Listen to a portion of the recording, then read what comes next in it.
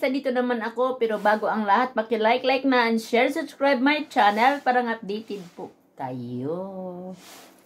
Ngayon guys, ay meron akong sasabihin sa inyo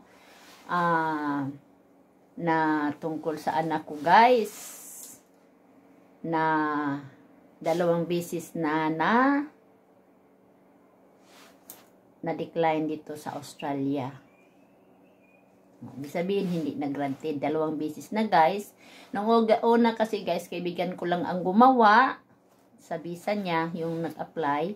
Pangalawa is, nag-agency na ako guys. Ganito. Hindi pala lahat na mag-agency ka guys, ay hindi ka makaasa na mag-granted yung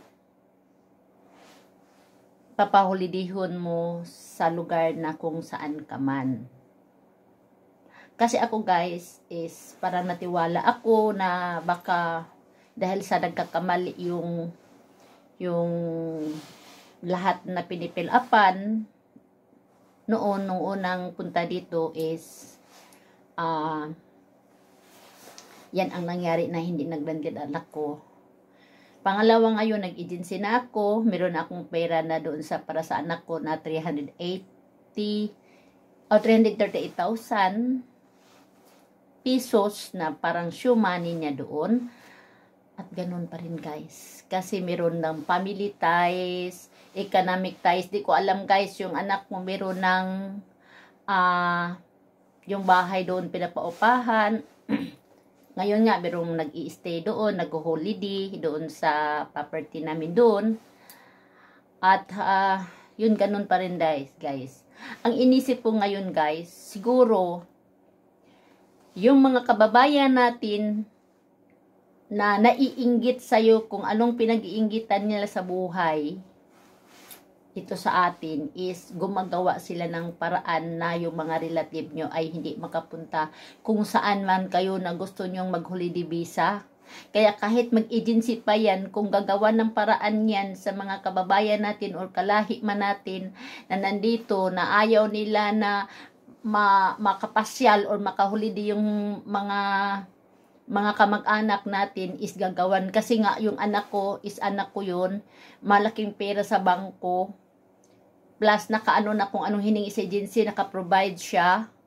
Tapos samantalang may nag-grantee dito na kapatid lang nag-granted, maliit lang pera sa Pilipinas pero nag-granted.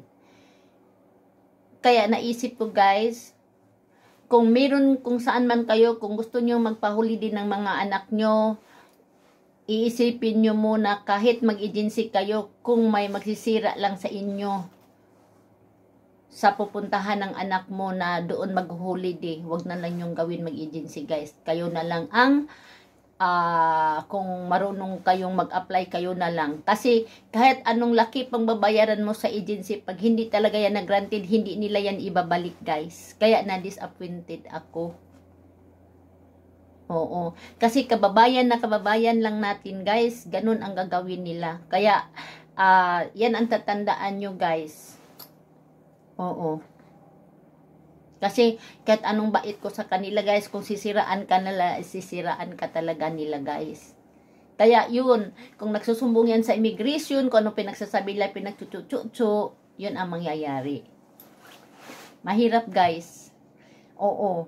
Kaya kung marunong kayong maglakad ng visa para sa anak nyo, tourist or whatever, kayo na lang ang gumawa rather than agency pa kayo at wala ding magagawa, walang magawa yung agency pag hindi na granted. Magbabayad lang kayo ng malaking pera doon sa paglalakad ng mga visa nyo. Walang mangyayari. Yan ang naakuanhan ko guys.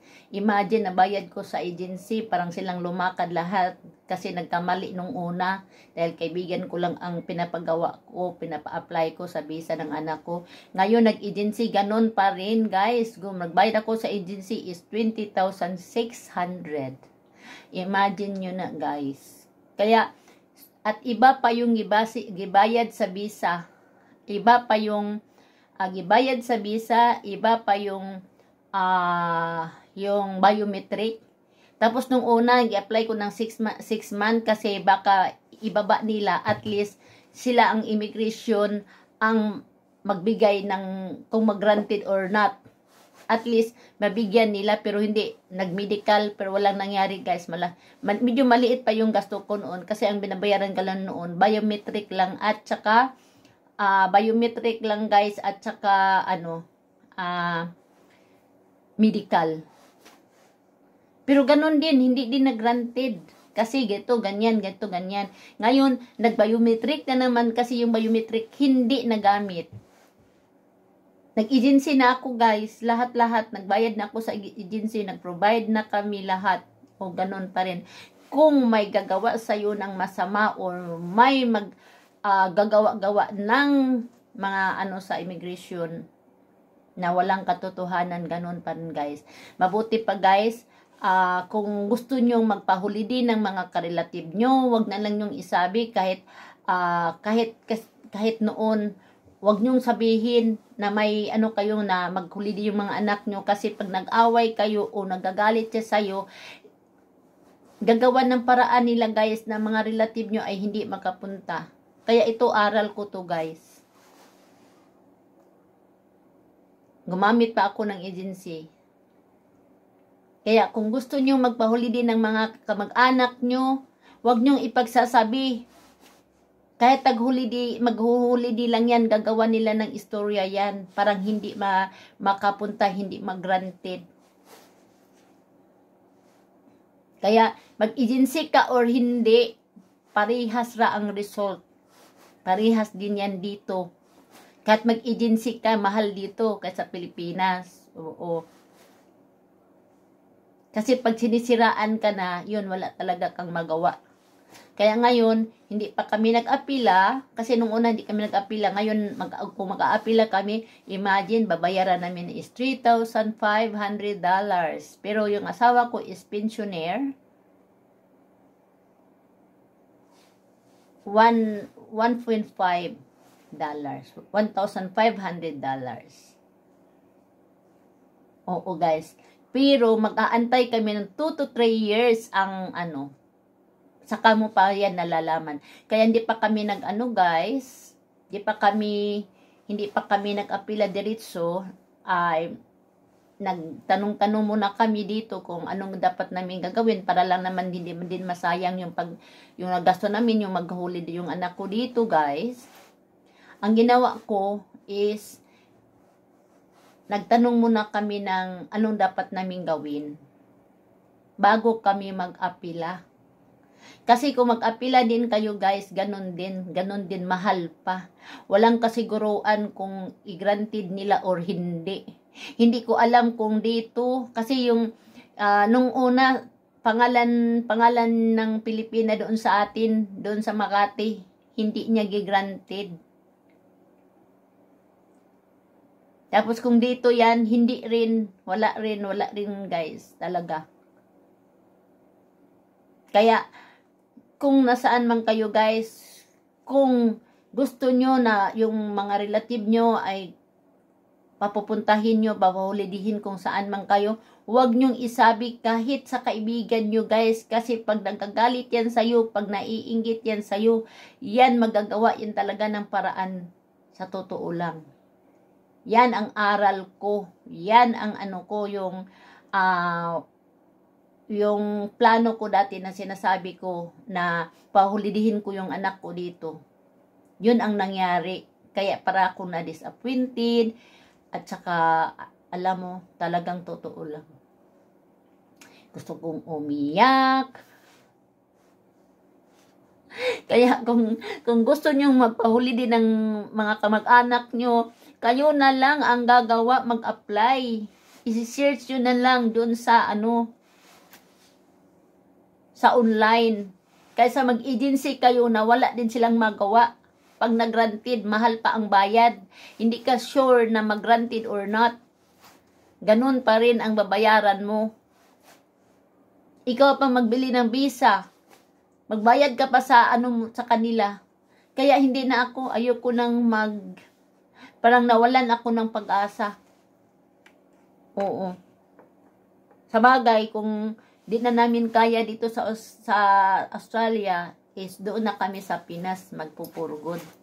Pag wala kaming mga relative na hindi pwede makabisit dito, sa Pinas na lang talaga kami magpupurgod. Kasi siyempre tatanda kami ng tatanda ng asawa ko. Tapos kung nagkasakit kami, hindi pala kami pwede yung anak namin makapunta dito, makadalaw namin dito dahil hinaharangan na sa mga kababayan natin sa immigration. Gagawa lang ng paraan, guys. Pero alam ko may karma din sila. Yan ang kutob ko, yan din ang kutob ng asawa ko, yan din ang kutob ng anak ko. Di ako magkakamali sa kutob ko.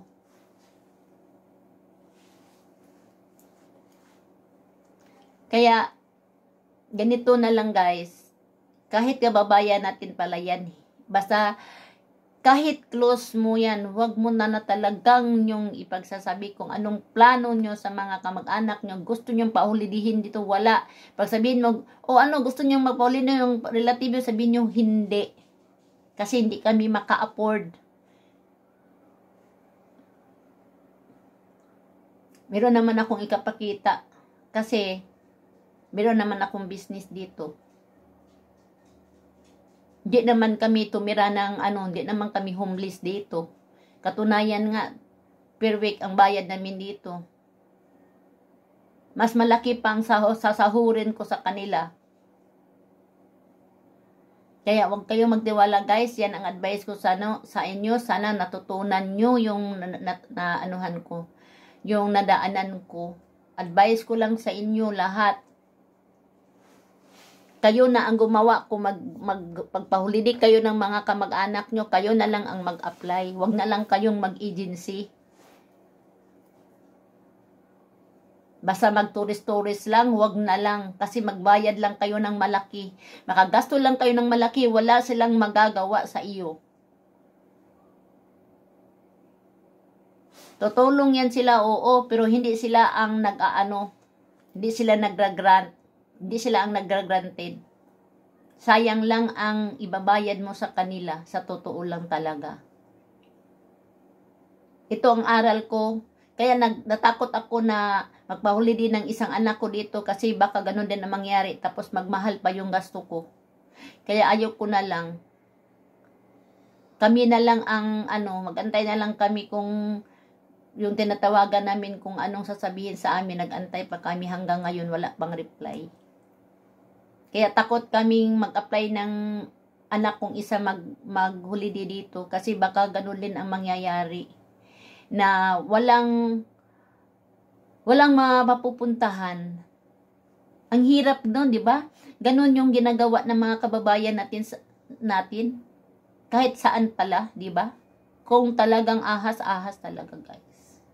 Kaya sana dito na lang natutunan nyo yung natutunan ko. Kaya bye for now. Ang hindi pa naka-like na and share, subscribe my channel. Parang updated po kayo. Bye for now.